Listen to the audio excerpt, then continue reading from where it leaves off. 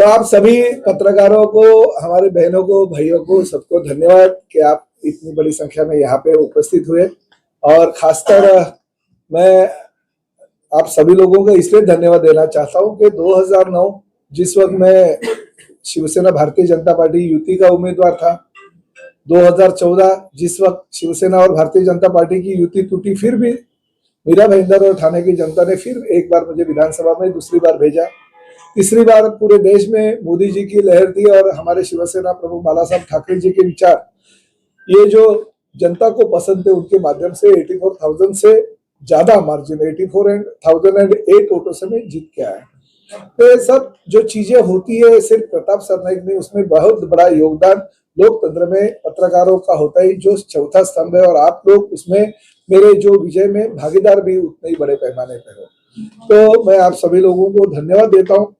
मैं आदरणीय हमारे मुख्यमंत्री एकनाथ शिंदे जी, साथ ही में हमारे उत्तर प्रदेश के मुख्यमंत्री योगी जी, और कल ही ठाणे में भारतीय जनता पार्टी के राष्ट्रीय अध्यक्ष आदरणीय जेपी नड्डा जी के हाथों से मेरा जो कॉफी टेबल बुक है और मेरा जो वचननामा है, उसका मैंने उनके हाथों से वो लोगों को समर्पित कर दिया।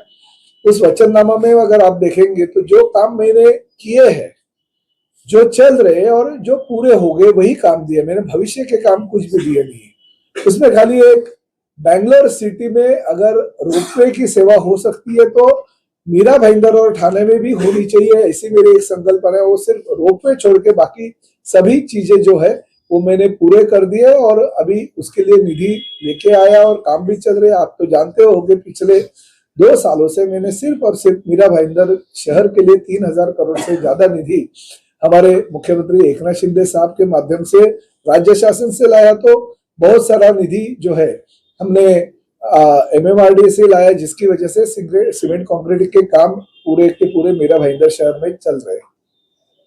मैं श्रेय लेने की कोशिश नहीं करता हूं, मुझे मगर अभिमान है कि मेरे ही कार्यकाल में सूर्या डैम का जो पानी का योजना थी, वो हमारे आदरणीय मुख्यमंत्री उस वक्त के देवेंद्र जी फडणवीस साहब, हम लोग पीछे पड़े और वो योजना मंजूर हो गई ताकि 218 MLD पानी ये हमारे मीरा भाईंदर शहर को मिल जाएंगे। मगर उसके इंटरनल जलवाहिनी डालने का जो 520 करोड़ का निधि है, वो मैंने मेरे कार्यकाल में मंजूर कर दिया।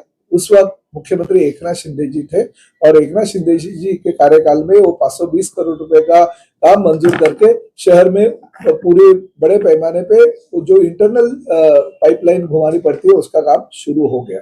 तो अगले साल वो पानी वितरण व्यवस्था का काम पूरा हो जाएगा और लोगों को पानी मिलेगा। आपको पता है कि मेट्रो तो बहुत साल पहले हमारे देवेंद्र जी मुख्यमंत्री थे तभी मंजूर हो गया था, काम भी चल रहा था।